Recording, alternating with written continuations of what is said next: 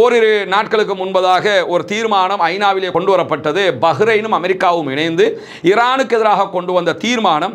அந்த தீர்மானத்தை ஈரானுக்கு ஆதரவாக வீட்டோ செய்திருந்தது ரஷ்யா. ஹிஸ்புல்லாக்களை அழிச்சிட்டோம், ஹிஸ்புல்லாக்களை முடிச்சிட்டோம், இனிமே எந்த அச்சுறுத்தலும் கிடையாது, த்ரெட்னே கிடையாதுன்னு அரசாங்கம் சொல்லுது. மறுபுறம் நம்ம ஃபோர்ஸஸையே ஹிஸ்புல்லாக்கள் அடிச்சு தாக்குறாங்க. ஹிஸ்புல்லாக்களுடைய மிக முக்கியமான ஒரு பிரதிநிதி பேட்டி அளித்திருக்கிறார். பெயர் குறிப்பிடப்படாத பிரதிநிதி என்று சொல்லி இன்றைக்கு அல் ஜசீரா இந்த தரவுகளை வெளியிட்டிருக்கிறது. அவர் வெளியிட்டிருக்கக்கூடிய அறிவிப்பு ரொம்ப அதிபயங்கரமான அறிவிப்பாக இருக்கிறது. அது என்னன்னா,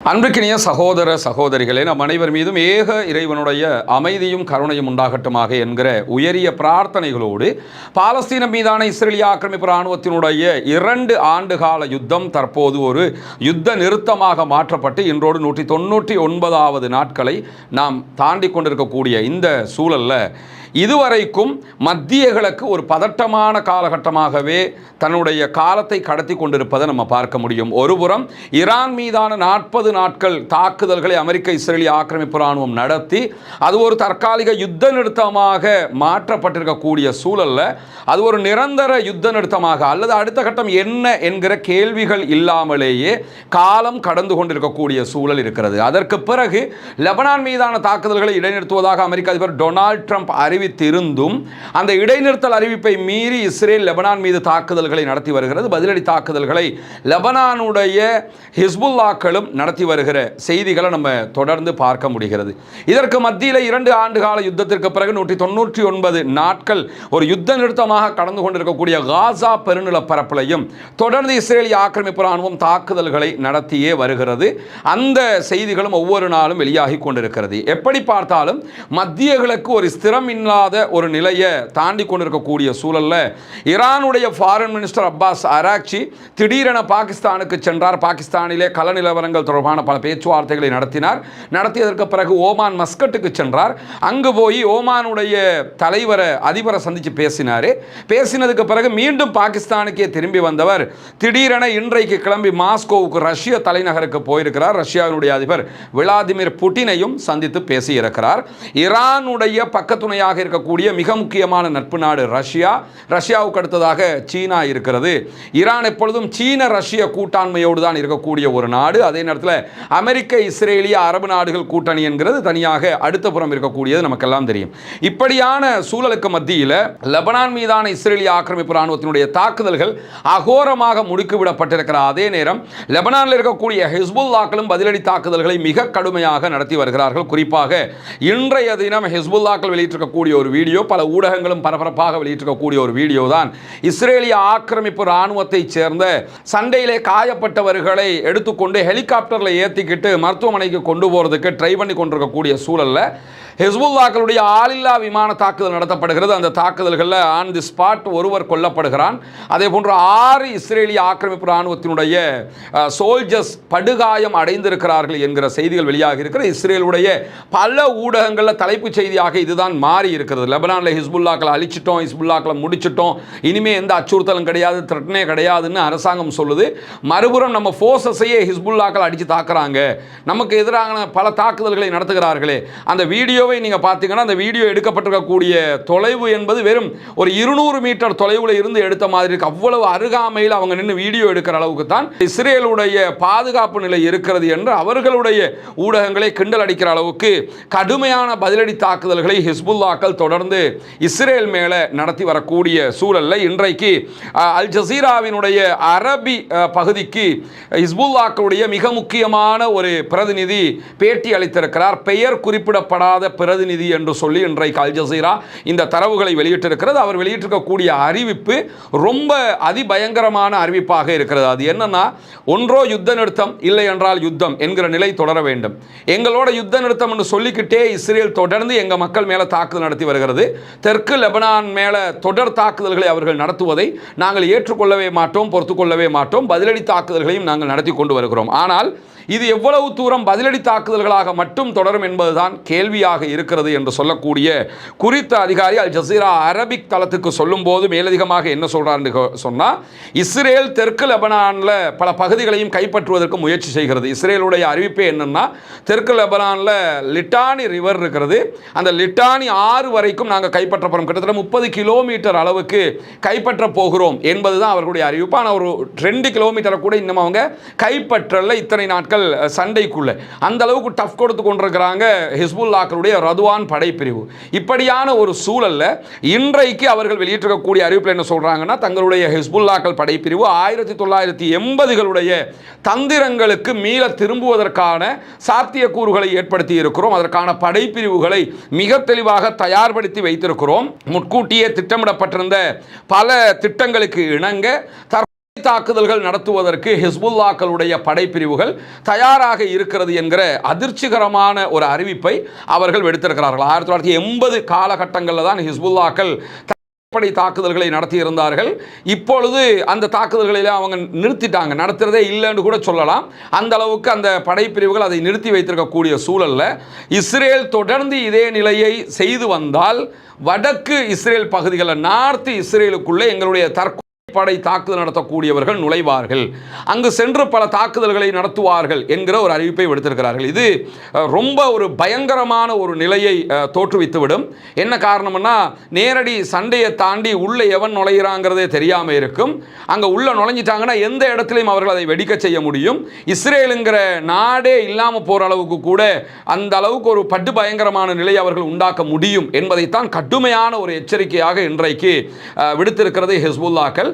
இந்த த்ரெட்னை ஹசன் நஸ்ருல்லா கூட கடந்த யுத்தத்தில் விடலை. இன்னைக்கு இந்த மாதிரி ஒரு அறிவிப்பு வந்திருக்குதுன்னு சொன்னால் அடுத்த கட்ட தாக்குதலுக்கு ஹிஸ்புல்லாக்கள் தெளிவாக தயாராகி இருக்கிறார்கள் என்பது புலப்படுகிறது. இந்த யுத்தத்தில் கடுமையான சேதங்களை சந்தித்து வரக்கூடிய இஸ்ரேலுடைய இராணுவ தரப்பு கடைசியில் நாங்கள் லெபனானை கைப்பற்றுகிறோம் பேர்வழி என்ற பெயரில் ஒரு தாக்குதல்தாரிகளுக்கான வாய்ப்பை கொடுத்து விடுவார்கள் என்கிற ஒரு தாக்கம் தற்போது இஸ்ரேலுக்குள்ள உருவாகி இருக்கிறது. பல ஊடகங்களும் இஸ்ரேல் இதை பேசுறதை நம்ம பார்க்க முடியும்.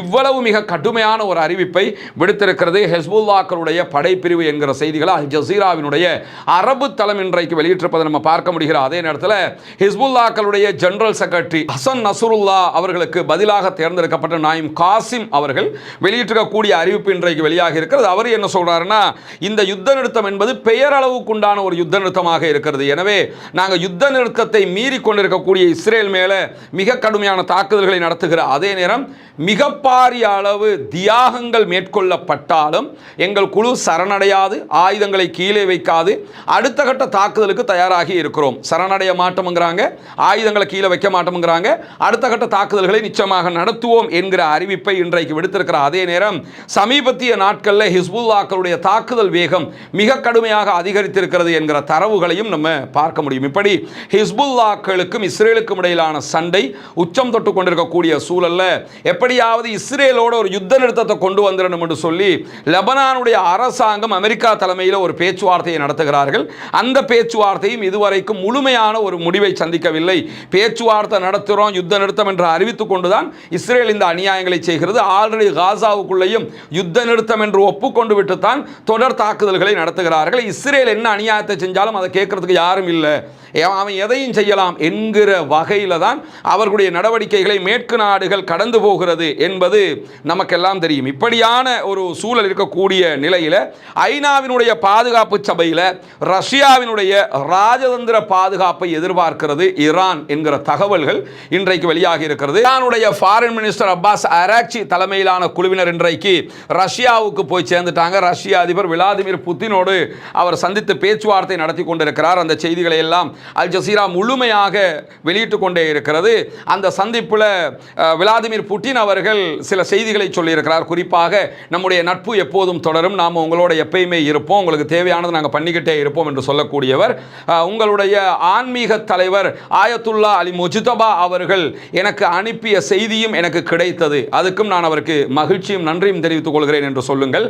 ஈரான் இந்த கட்டத்தை தாண்டி போகும் என்று நாங்கள் நம்புகிறோம் என்கிற ஒரு செய்தியை சொல்லியிருக்கிறார். ஆனால் இந்த இடத்துல ஒன்றை கவனிச்சுக்கிறேன் என்னன்னு கேட்டால், இந்த ஈரானுக்கும் அமெரிக்காவுக்கும் இடையிலான முருகல்ல அதிகமான லாபமும் யாருக்கு கிடைக்குதுன்னா ரஷ்யாவுக்கு தான் கிடைக்குது. அது ஏன் ரஷ்யாவுக்கு எப்படி கிடைக்குதுன்னு சொல்லி பார்த்தீங்கன்னா, ரஷ்ய அதிபர் புட்டின் அவருடைய உக்ரைன் மீதான தாக்குதல் காரணமாக ரஷ்யாவினுடைய எண்ணெய் ஏற்றுமதிக்கு பலத்த தடைகள் இருந்தது.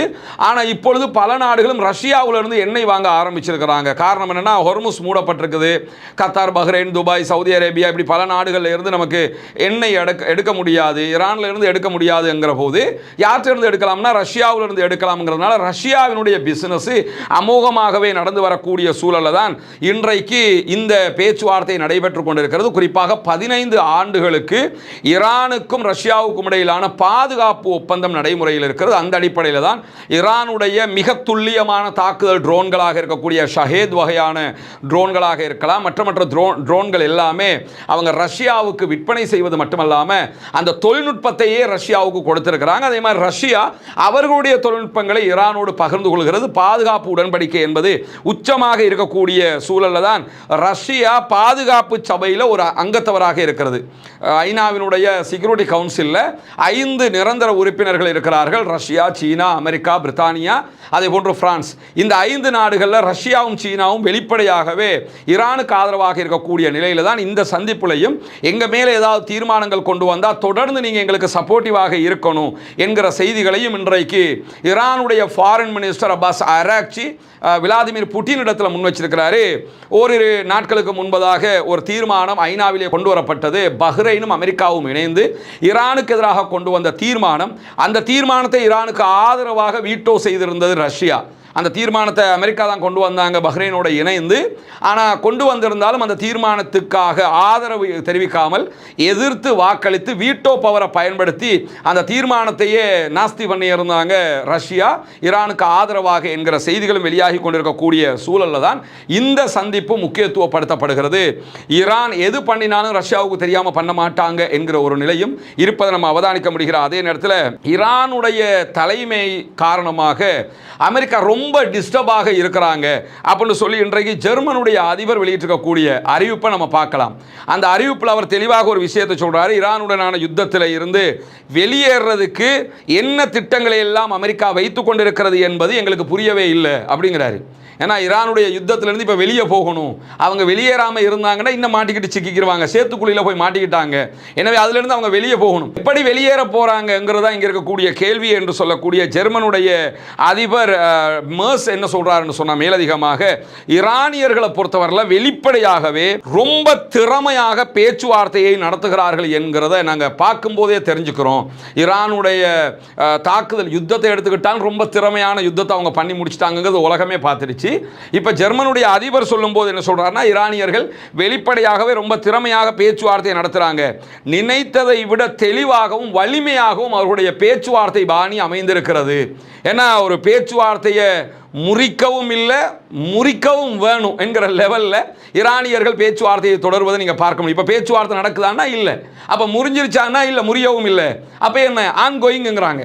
இந்த மாதிரி ஒரு நிலைமையை மெயின்டைன் பண்ணுறதுல ஈரானியர்கள் தேர்ந்தவர்கள் என்கிற செய்திகளை எல்லாம் இன்றைக்கு ஜெர்மனுடைய அதிபரே சொல்லி இருக்கக்கூடிய காட்சிகள் வெளியாகி இருக்கிற அதே நேரத்தில் தான் ஹொர்முஸ் ஜலசந்தியை திறப்பதற்கு ஈரான் அமெரிக்காவுக்கு முன்வைத்திருக்கக்கூடிய மிக முக்கியமான ஒரு கோரிக்கை பற்றிய செய்தியும் வெளியாகி இருக்கிறது. ஈரான் இன்றைக்கு விடுத்திருக்கக்கூடிய அறிவிப்பில் ஆக்சியோஸ் வெளியிட்டிருக்கிறாங்க. என்னன்னு கேட்டால், அணுசக்தி பேச்சுவார்த்தைகளை பிற்பட்ட ஒரு காலத்துக்கு வச்சுக்கிடுவோம், அணுசக்தி தொடர்பான பேச்சுவார்த்தையால் தான் இழுவரி நீடிக்குது, அப்படின்னா அணுசக்தி பற்றிய பேச்சுவார்த்தை பிறகு வச்சுக்கிறோம், இப்போ ஹொர்முஸை திறக்கிறத பற்றி பேசுவோம், நாங்கள் ரெடியாக இருக்கிறோம் இருக்கிறாங்க. இதுவும் ஏற்கனவே ஜெர்மன் அதிபர் சொன்ன மாதிரி ஈரானுடைய பேச்சுவார்த்தை திறமையில் இருக்கக்கூடிய ஒரு பகுதின்னு தான் நம்ம புரிஞ்சுக்கிறோம். காரணம் என்னன்னு கேட்டால், இப்போ இந்த அணுசக்தி பேச்சுவார்த்தை நடத்தப்பட்டால் வெகு சீக்கிரமாக அங்கே இருக்கக்கூடிய செறிவூட்டப்பட்ட யுரேனியத்துக்கு என்ன பண்ணுறதுங்கிற கேள்வி இருக்குது.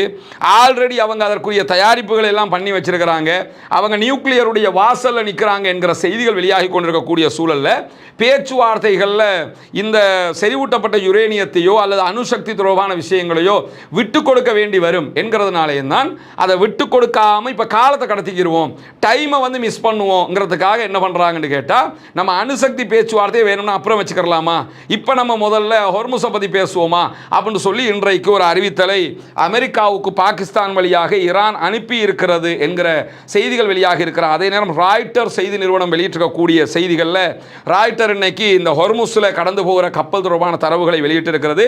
கடந்த 24 மணி நேரங்களுக்குள்ளாக குறைந்தது 7 கப்பல்கள் மாத்திரமே ஹொர்முஸை தாண்டி சென்றிருக்கின்றன. அதிலும் ஒரு பாரிய ஈரானிய சரக்கு கப்பல் கடந்து சென்றிருக்கிறது என்கிற செய்திகள் வெளியாக இருக்குது. அமெரிக்க அதிபர் என்ன சொல்றாருன்னா, எங்க போர்சஸ் அப்படி கண்ணை நீட்டிக்கிட்டு நிற்கிறாங்க, உள்ள ஒரு ஈரான் கப்பல் நுழைய முடியாது அப்படிங்கிறாரு. ஆனா ஈரானுடைய ஒரு கப்பல் இன்றைக்கும் ஈரானை நோக்கி பயணித்திருக்கிறது என்கிற செய்திகளை இன்றைக்கு ராய்ட்டர் வெளியிட்டிருக்கக்கூடிய செய்தியிலிருந்து நம்ம புரிந்து கொள்ள முடிகிற அதே நேரத்தில் பஹ்ரைன் வெளியிட்டிருக்கக்கூடிய ஒரு அறிவிப்பு வெளியாகி இருக்கிறது. ஈரான் பஹ்ரைன் மீது தாக்குதல் நடத்துகிற சந்தர்ப்பத்தில் பஹ்ரைனுக்கு எதிராக ஈரானுக்கு ஆதரவாக நின்றார்கள் என்கிற குற்றச்சாட்டில் 69 பேருடைய குடியுரிமை ரத்து செய்யப்பட்டிருக்கிறது என்கிற செய்திகளை பஹ்ரைன் வெளியிட்டிருக்கிறாங்க.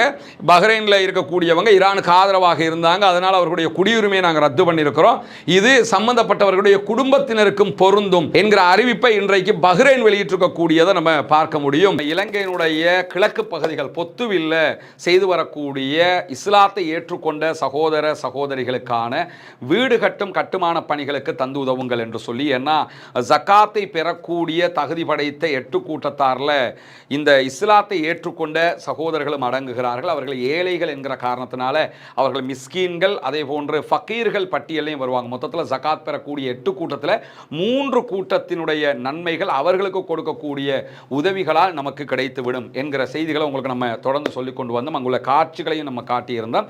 ஏற்கனவே 5 வீடுகளை நம்ம கட்டி கையளிச்சிருக்கிறோம். அந்த காட்சிகள் எல்லாம் தொடர்ந்து நீங்கள் பார்த்து வருகிறீர்கள். அதை தாண்டி இன்னும் 9 வீடுகள் கட்ட வேண்டிய தேவை இருக்கிறது. மொத்தம் 14 வீடுகள் என்கிற தகவல்களை உங்களுக்கு நம்ம சொல்லி வந்தோம். அதற்கான உதவிகளை நீங்கள் தொடர்ந்து வழங்கி வருகிறீர்கள். உங்களுடைய ஜக்காத்து தான தர்மங்களை தந்து வருகிறீர்கள். அந்த அடிப்படையில் தற்போது நம்ம 6வது வீட்டை கட்டுகிற பணியை ஆரம்பித்திருக்கிறோம். அதனுடைய காட்சிகளை தான் நீங்க முன்னாடி பார்க்கிறீங்க. நீங்கள் தரக்கூடிய உதவிகளை கொண்டுதான் மக்களுக்கு தேவையான ஏழை எளிய மக்களுக்கு உரிய எல்லா காரியங்களையும் நம்ம பண்ணி வர்றோம். தித்வா புயலுக்கான பணிகளாக இருந்தாலும் சரி, அதற்கு பிறகு வாட்டர் டேங்கை நம்ம ஓப்பன் பண்ணி கொடுத்ததாக இருந்தாலும் சரி, மற்ற எல்லா பணிகளும் நீங்கள் தரக்கூடிய ஜகாத்து தான தர்மங்களை கொண்டு ஏழைகளுக்கு முறையாக செய்யப்பட்டு வருகிறது என்பது உங்களுக்கு தெரியும். அந்த அடிப்படையில் தான் தற்போது அல்ஹம்துலில்லாஹ் 6வது வீடை கட்டுகிற பணியை நம்ம ஆரம்பிச்சிருக்கிறோம். இந்த பணி தொடர்ந்து நடைபெற்று 14 வீடுகளும் மீதி இருக்கக்கூடிய 9 வீடுகளும் கட்டி முடிக்கப்பட வேண்டும் என்பதுதான் என்னுடைய பிரார்த்தனையும் நிச்சயமாக உங்களுடைய பிரார்த்தனையாகவும் இருக்கும். எனவே இந்த பணியை சிறப்பாக முடிப்பதற்காக தொடர்ந்தும் உங்களுடைய உதவிகளை வாரி வழங்குங்கள் என்கிற கோரிக்கை இந்த இடத்திலே முன்வைத்துக் கொள்கிறேன். தொடர்ந்து இந்த ஈரான் அமெரிக்க இஸ்ரேலிய யுத்தம் என்பது ஒரு பதட்டமான சூழலிலேயே மத்திய கிழக்கை வைத்துக் கொண்டிருக்கிறது. ஆக்கிரமிப்புகள் ஓய வேண்டும், ஆக்கிரமிப்பாளர்கள் ஓய வேண்டும், மத்திய கிழக்கு மீதான தாக்குதல்கள் நிறுத்தப்பட்டு மொத்த மத்திய கிழக்கும் முழு உலகமும் அமைதியாக வாழ வேண்டிய ஒரு சூழல் உருவாக வேண்டும் என்கிற பிரார்த்தனையை வல்ல ரஹ்மான் அல்லாஹ்விடத்திலே முன்வைக்கிறார். அதே நேரம் ஆக்கிரமிப்பாளர்களுக்கு எதிராக தொடர்ந்தும் ஜனநாயக ரீதியாக குரல் எழுப்புவோமாக. தொடர்ந்து இணைந்திருங்கள் ரஸ்மின் மயசி நியூஸ் மற்றும் ரஸ்மின் டாக்ஸ் ஆகிய 2 சேனல்களோடு உங்களுக்கு தேவையான உண்மையான செய்திகளை கொண்டு வந்து தருவதற்கு நாம் தயாராக இருக்கிறோம்.